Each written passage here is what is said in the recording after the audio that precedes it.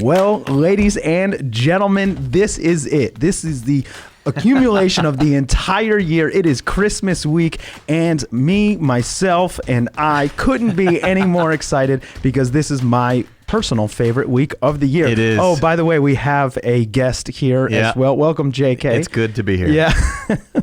I don't know if Christmas with Kurt doesn't get any better. It does not. Ask my family. I just love Christmas, and I don't know what it is. I love the season. I love, the weather. It snowed. It just feels like I remember when I was a young kid going through the Christmas season, and for me, obviously, growing up as a Christian, I understood and I had a better understanding, but it just felt like a season where I could be with my family, where I can do things and look forward to things that I didn't get to do throughout the entire year. We get to see all of our family. We get to see, even cousins that drove up. This was the time that we all came together, those special meals, and it just... And the Garceaus are making some special meals. Yeah, that's right. And now I'm a big kid, and I just feel like I haven't let go of those feelings. I just love it. You experience the wonder. I experience the wonder. It's good. So big shout out to Mama G and Papa G who made it special for me. But so let's talk a little bit about you guys and enough about my traditions. I want to know a little bit about you. What is something special that you guys do during this season that is unique to the Kendricks? Yeah, so my wife always came from like a very a family that was big on traditions, you know. And I love my family. I didn't really have a great affection for like particular traditions throughout the year. It just wasn't, I don't know. I just am that way. And my wife, made fun of me for years, but has grown me in that we have established a bunch of Kendrick traditions. And so she gets she gets all the decorations out. She gets the music going. I think a big thing for us, I think for a lot of families, is getting the tree. So we go to get the tree, we cut it down, we come back, my wife makes cookies, we sit around, we put all the ornaments on the tree. My kind of favorite part is I sit on the couch and drink eggnog and eat cookies while my kids do the work. Although they really blew me up this year and they were like, you have to contribute. Yeah, so they're getting older. Yeah, so I contributed a little bit more. But yeah, that's one of the big things. Chrissy loves Christmas movies. So I watch some, but I'm not really like the biggest Christmas. Boy, I kind of sound like a Grinch. One of my favorite things is just, I know this sounds like basic, but the exchanging of gifts. Yeah. I love, it really is better to give than to receive. That's not just like something Jesus said. It really is more fun, especially as you get older, just to give a gift to my wife, to my kids, and just watch them love it. Like don't tell anybody, but we got Ezra this, he's my 7-year-old. He's actually in the studio on the other side of these walls, but we got watching Christmas movies. Watching Christmas, but we got him this laser tag thing that he's gonna flip. Yeah. And so it's just like little stuff like that is just those are the moments. Yeah, I feel like being a parent in this season is one of the most special times because there's such a pureness to watching everything unfold. One of the things that we do all the time is, just because I have the equipment at my house, is I always set up a camera. Always. Every single Christmas. That's cool. Yeah, because I remember watching some of my old, and I'm lucky enough that my parents did the same thing. They set up a camera. So I went back and I watched, my daughter's first Christmas. This was 7 years ago. And it was like, man, I'm so happy I have this memory. Yeah. It's not just the 15-second iPhone clip. I get to watch the entire thing. So that's one of the things that we do, at least for me, because 10 years down the line, we can go back. Remember that time you got that, I've never been a person that and this is a strength and a weakness, but I live in the moment. I don't celebrate things a lot. I don't have special days. I don't pause and make memories. I just live my life as a memory. And that's a benefit, but I've learned, my wife has helped me, and people like Kurt have helped me to say listen, you got to stop and just smell the roses. You got to pause and celebrate. You have to create traditions within your clan, within your family. And so, those things have become more and more and more important to me and special for me through the years. So I am grateful for those. And I'm grateful for the people around me. Like Chrissy's really good at capturing those moments. It means a lot to me in the back, in the rearview mirror, even though I didn't actually capture it in the moment. So I'm grateful for it. And one of the things when I grew up is my parents, before we went downstairs, before we saw anything, it was important that we read the story of Luke. Cool. We sat down, and this is Skywalker or what? Which, yeah. That's a good I one. am your father. Yeah, that's right. That's great. That's That's weird that you read that every Christmas. But yeah, whatever. They were big Star Wars fans. It's cool. Big. George Lucas, sure. all over our walls. No, but it was important for my parents to set the precedent that, listen, this isn't just about presents. This is something greater going on. Yeah. And we've continued that tradition with our family. Everyone sleeps upstairs, and before we even go downstairs, we run through the Bible. Oh, that's cool. Yeah, and we read the story so that they understand that this is something bigger. This isn't just about presents and Santa and all the nuances of Christmas. That was not the right use of the word. That's all right. That was not the right use. I tried to plug it in. But that's something that's important to us. So I wanted to dive into a little bit about, Jesus's story. Yeah. And one of the things that you mentioned this weekend was the story of Isaiah. And I actually have a quick verse here, Isaiah 7:14. So the Lord himself will give you a sign. Behold, the virgin will conceive and will bear a son, and she will call his name Emmanuel. Yeah. So I think what was it, 700 years? Yeah, before? But right around 600 to 700 years. Yeah. Before. And all the signs and everything that led up to that moment. Yep. I mean, I put myself, as I kind of dove back into Luke, preparing for this podcast, I put myself in that situation. It would, if I was one of those three wise men, what would that be like? I know. What would that be like, going and seeing, no one knew. Right. I mean, it was Mary, Joseph. Right. And even they didn't know. Yeah, even they didn't know. Yeah. And I mean, you read the story about how Joseph was all concerned. He was this and that. But I mean, can you imagine being at that moment? I know. I think that, it's one of the great reveals about God. And I think it's something that we miss, because we always naturally think, well, if God wanted to speak to me, he'd like break into my room or write my name across the sky. But the thing that we have to remember about God, what all the story tells us, is he does things in the most unexpected way. Mm-hmm. That when things don't happen the way you planned, that's God. Like when you put 1, 2, 3 in line, it ends up being 5, 19, and 42 instead of 1, 2, 3. Yeah. And it's like that frustrates us, because we say, well, I had a plan and then things didn't work out. But it's an arrow pointing to a greater intelligence, a God who has a plan. And so if you were going to save the world from sin, if you were going to rescue humanity, would you do it with a little baby in a little ghetto town with a, teenage mom that, that hardly knows what's happening? It's like the story's it's just nuts, And then if you were going to become the most influential human in the history of the human race, and you got maybe the best 20 consultants of all time in the room to kind of map out the plan, no one would have gone with Bethlehem. Yeah. I mean, that would not have been the plan. Hey, let's be born in a tiny little town and kind of move around a few times and then die when you're 33. It's like, that's not the plan that changes the world. Mm-hmm. And yet God, and so I think it's such an important truth for our lives, that your life's not going to go exactly how you mapped it out. And that's okay. Yeah. And if 2020 could teach us anything, maybe it's that, right? Mm-hmm. So I mean, it's so true. So I actually thought about that. You look at the circumstance, you look at, they left their town because the Roman emperor asked them to go to this place to do something that they didn't want to do. Sure. And you look at our situation now, something that's not in our control. Yeah. We are doing things that we don't want to do. It's good. We are put in a position where things aren't on the course that we planned. Yep. But guess what? They were in the same position. And look how God used them. Come on, preach it, preacher. I'm just saying. No, but I mean, for all the moms who had kids during COVID, and you're like, they won't even let my husband into the ultrasound. Yeah. This is so convenient. I think Mary can relate, right? Yeah. Like, where's my mom? I'm having a baby and I don't have my parents. I'm not at my house. Yeah. I'm in the middle of nowhere with my boyfriend, Mm-hmm. like in Bethlehem, I mean, all the disruptions that they had to deal with. I think if you said, hey, how was the year that Jesus was born? I think they'd be like, oh my goodness, a whirlwind. Yeah. We found out we were getting hunted by the king of, Herod is trying to kill us. We had to move to Egypt. Those people are crazy. Like all just the stories that we don't know a ton about, but we get a little look into. Mm-hmm. It was probably like a 2020 year for them. And I was literally thinking that as I was kind of writing all this stuff down. It's, their situation wasn't any easier than our situation now. Yeah. If in fact it was even harder because they were traveling and all of a sudden they get to their destination, they can't find a place to stay. Right. I mean, what a mess. I mean, we think about, the birth of Jesus was the greatest. Tranquil, beautiful. It was everything, but it wasn't. It was just struggle.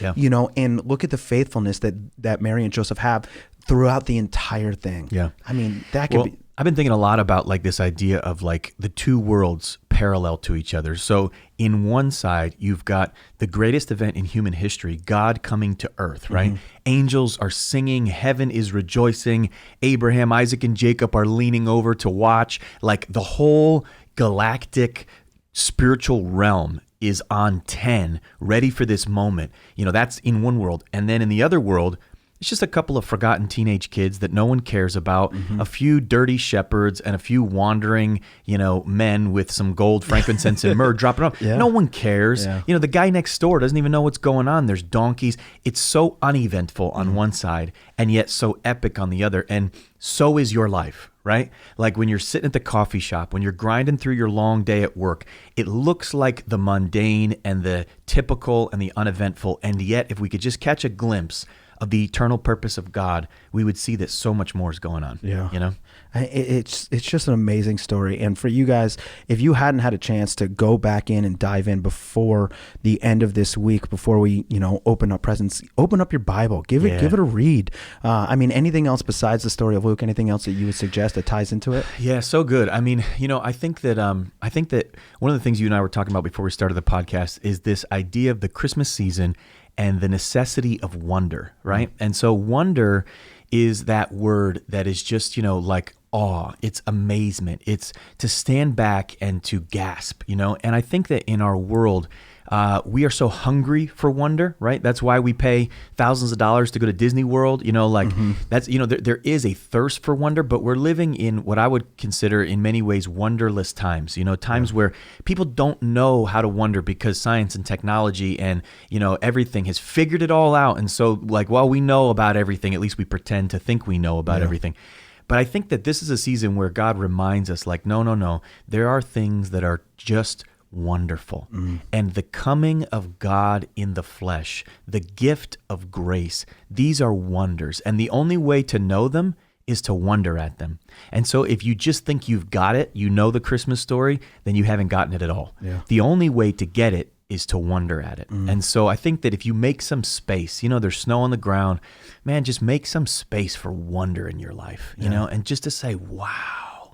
And if you give yourself some space to do that, you'll begin in the knowledge of God. Yeah. And I think God does a good job with us in terms of putting an inconvenience and making us sit back and realize what's going on. And let's just take a snow day, for instance. Okay, so it snowed however many inches the other day. Right. And you wake up in the morning and you look out and it's just majestic. Yeah. It's something, it really makes you stop in your tracks and focus on the beautiful. It does. Before you get to, I'm going to break my back shoveling. I got to do this, I got to do that. Right. But you just stop for a second and you look out and, even at your place, I'm sure it's just beautiful all because the trees, your backyard. Yep. It's just, that's the wonder that and it's an inconvenience. We think about it as an inconvenience, but if we transition our thoughts and we transition how we approach certain situations, it could change our entire outlook. It can. Yeah. And I think that, if you want to know God, if you really want to know him personally, intimately, yourself, listen to this podcast right now, you have to start with awe. You can't come to him thinking you got it figured out because that ignorance will keep you from ever catching a glimpse of who he really is. Yeah. And so wonder in Christmas, wonder in snow, wonder in a sunset. These are all ways to train your heart to interact rightly with God as well. So transitioning. Yeah. I know I just have a whole bunch of stuff I want to talk about today. So Vox in general, leading up to Christmas. We talked a little bit about this last week, but the 23rd is a couple days away, and we're about to drop this crazy movie, which I am super excited about. Me too. But And what is Vox doing over the last couple of weeks to lead up? And I know there's a lot of things, and I have some written down, but what are some of the things that the Vox community has been doing just during this Christmas season? Yeah, it's been great. I mean, so in the world of outreach, from Thanksgiving on, we did 20,000 cans just to really make a massive investment in food security for our towns and our cities. And so we're in 9 different locations trying to invest in the needs of the people on the ground. That was really exciting. Awesome. The New Haven Register and the Connecticut Post, a number of other articles were put out about it. It's just awesome to see the people of Jesus at work to serve the community. So that's been a big push over the last few weeks. And then obviously getting ready for this movie. And we had, services 3 times in a row, Vision Sunday, talking about where we've been, where we're going, dreams for the future, building both Brantford and, God willing, Hartford in 2021, moving into those new facilities, starting weekly services there. And so there's just been a bunch of kind of like ready, go stuff going on. I am excited to kind of just experience the holiday. Yeah. We normally do a big blowout event, massive, attended event. This year, of course, it's all online, or we do have some watch parties and things going on the 23rd. But yeah, it's just a season to enjoy the grace of God and enjoy our families, enjoy our friends, and obviously do it safely in this crazy COVID environment. But yeah, that's kind of the turning of the end of the year. And we've been planning out a bunch of stuff for 2021, which I'm excited about. Yeah. Can't tell you yet. Yeah, no, we'll get there. We'll get there. So if this is one of the questions that we received. If you are looking and you're a family who's just maybe, working hard during this pandemic to make ends meet and just can't quite get a hand on everything. Yeah. What would you suggest for them in order to maybe reach out to someone from Vox? Absolutely. Or for a little bit of aid, a little bit of help. What would you suggest for those families? Yeah, it's huge. So 2 sides of that coin, right? Some of us have real practical needs, like I can't pay my bill, or, my heat's going to get shut off. And then others of us have more, I would say, intangibles that are such a major need. I'm battling depression. I'm lonely. I'm feeling, insecure about something in my life. I think a great place to start at Vox, first and foremost, is groups. And so we just launched 80 new community groups. We got 170 plus core groups. If you're not involved in a group right now, you really are missing out. And so if you email us, there's a million different emails. They're on the website, true. But info@voxchurch.org will get you connected to a group. You can jump right on voxchurch.org and click on a group and just join it, whether it's a Zoom group or if you want to meet in person. But connecting with groups is where community starts. And honestly, a lot of the physical needs end up getting met through groups. We do have benevolence. We have care teams that will go out and kind of help meet physical needs. So you can always email or call the church if you have a physical need. We'd love to talk you through that, help you through that. But a lot of the needs end up getting met in groups. We hear a lot about the needs secondhand, which is awesome. So we'll be like, man, this person's car broke down. They needed help. And we're like, oh, what can we do? And the group, the community group will say, oh, we already did it. Yeah. We figured it out. We made a plan. We helped them get a car. They're good. And you're like, oh, really? It's like, yeah. So it's like again and again and again. The best way, organizationally, we have some things in place for benevolence if you're in need. But the best way is through the family of God, through the smaller groups. And so that's how we work best as a church. And so I encourage you to get involved. It's so true. I know my group has my back regardless. Even if it's just emotional support or, if I need help with anything at all, it could be moving a couch. Those are the guys that I go to. Number one, they have my back first and foremost. So guys, I couldn't second that anymore. The groups not only help you grow you personally, but they help you grow and test your faith and build you. And now's the time. Come on. It's challenging. We're doing our micro church services, thankful for those. But we reach capacity every single time. You can only fit a fraction of our actual church in those gatherings at this point. So groups is key. Yeah.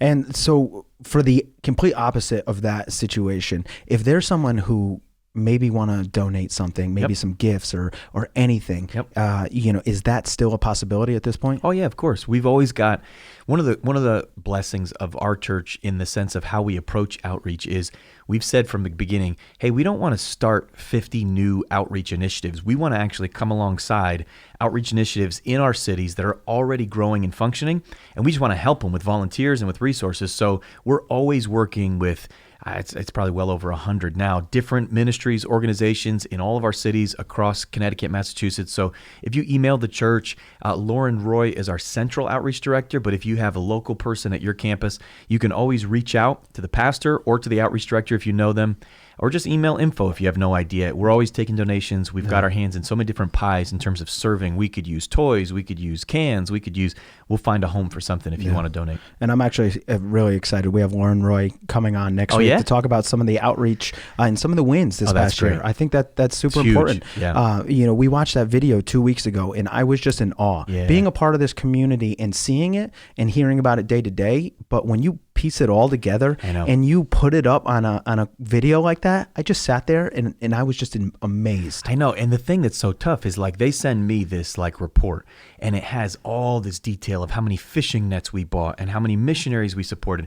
And then I've got to like present it in 10 minutes. And I'm like, which ones do I pick to share? Because it's awesome to see like the people of God globally and locally just doing what we're called to do. Yeah. You know? So awesome. I'm excited to talk to her. Yeah, that'll be fun. I did have a question from one of our listeners, and they asked specifically, we touched on it a little bit at the beginning of the podcast, but they said, Pastor Justin, how do you explain the meaning of Christmas to your kids if we are new believers? Oh, that's a great question. Yeah.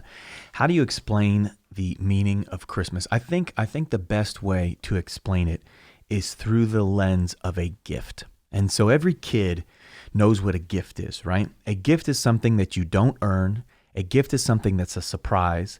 A gift is something that you make the giver happiest when you receive it and enjoy it, right? In the same way, this is actually why, many of us forgot this, why we give gifts. It's the only time of year where everybody gives gifts to everybody, right? On a Christmas or an anniversary, people give gifts one to another, but only on a birthday or an anniversary. Yeah. Only on Christmas do we all just give gifts to everybody, because Jesus came as the ultimate gift. And the biggest problem we have is we don't receive his gift. We don't receive the gift of grace. We still try to earn his favor. We still try to make ourselves look better than we are. We still try to lie and hide up our failures and flaws because we're scared of looking not good enough. And the whole point of a gift is just receive it.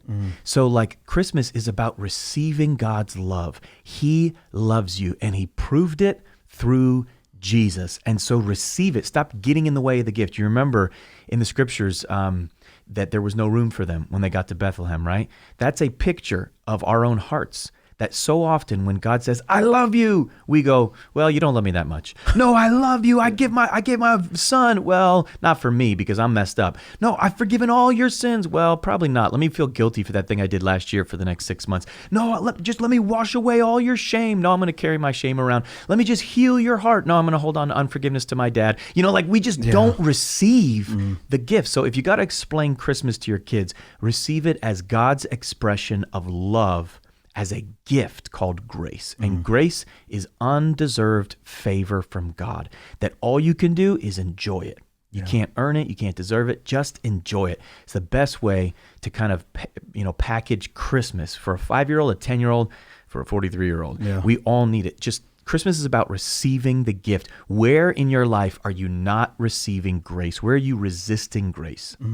We could talk about that for all day, but that's huge. I mean, hey, I was just sitting here listening. I was blacked out for a second. That was great. Preach it. So to transition a little bit, we're on a lighter note. I have a fun little game. Okay. Yeah. So this. You warned me, but I don't know about this. I did warn you. So guys, I put together a couple of sound clips because I'm a big Christmas fan. I like Christmas movies, and JK, he actually admitted to me that he may not be great at this game just because may not play to my strengths. That's okay. We all have our strengths and weaknesses. So I have a couple sound bites, and I'm hoping that you might be able to know what movie this came from. So I have a couple of them, and I probably won't give you the super hard ones, but we're going to start. You ready to rock? I'm ready. All right. This is extremely important. Would you please tell him that instead of presents this year, I just want my family back? That's Home Alone. Oh, you got to know that one. Okay, all right. We started off easy. Yeah. We started off feeling easy. good. All right, Home Alone it is. All right, so now this one's going to be a little bit tricky. But I'm hoping you can get it. Oh, you don't believe that, do you? Mm-mm. You see, my mother's Mrs. Walker, the lady who hired you. Oh, But I must say you're the best looking one I've ever seen. really? That one's tough. That's an older one. No, I know that one. I just don't know the name of it. It's the one with the parade and the little girl. Yes. And Santa Claus, he hits the guy with his cane and he like gets arrested and then he gets out and it's called The End is 34th. Oh yeah. Okay. So Miracle on 34th. Yeah, that's right. Good. I would have never gotten that. Oh, I was man. gonna go with Poltergeist or Pet Cemetery, something like that.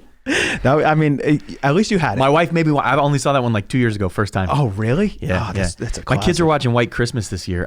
This is so bad, but and I'm like, what are you guys watching? Like White Christmas. I'm like, oh, I never seen it. And my wife was like, what? Yeah, I know. I know, I've dodged it for 30 years. If you don't know all these movies, I mean, really? All right. So next up, we have. Let me see here. You should know this one. I know he's mean and hairy and smelly. His hands might be cold and clammy.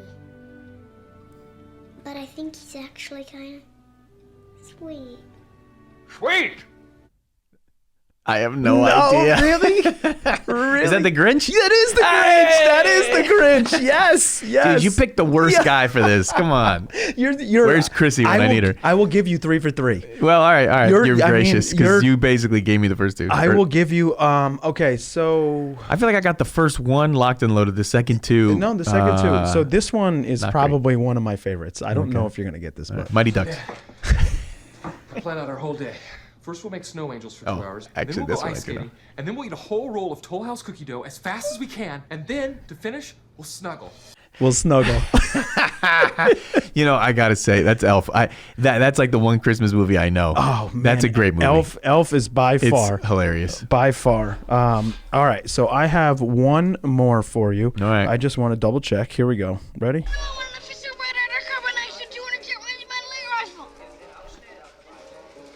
You'll shoot your eye out, kid.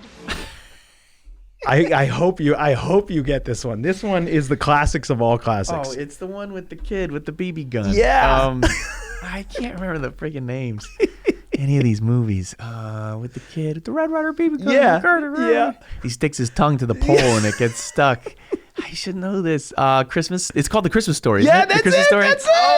You're 100%. You're 100%. I gotta make Chrissy listen to this. She's gonna be so proud of me. Oh yeah, you did good. She's gonna be like, "Those were so easy, Justin. Shame on you." Yeah, they were. I Well- didn't want to challenge you too hard. Well, I appreciate that. Yeah, Yeah. but I'm Keeping it glad. light. I'll give you 100%. You know what? I'm taking the grade. And you even the Grinch, I left that tiny little thing in there. But again, JK, I appreciate you. Merry Christmas, and for everyone out there, again, guys, I hope you guys enjoy the holidays, enjoy the time with your family. If you need anything, be sure to reach out to info@voxchurch.org. We'd be happy to help you. And JK, anything for as we finish up? Merry Christmas, love ya. Merry Christmas, and to all a good night. Amen. Amen.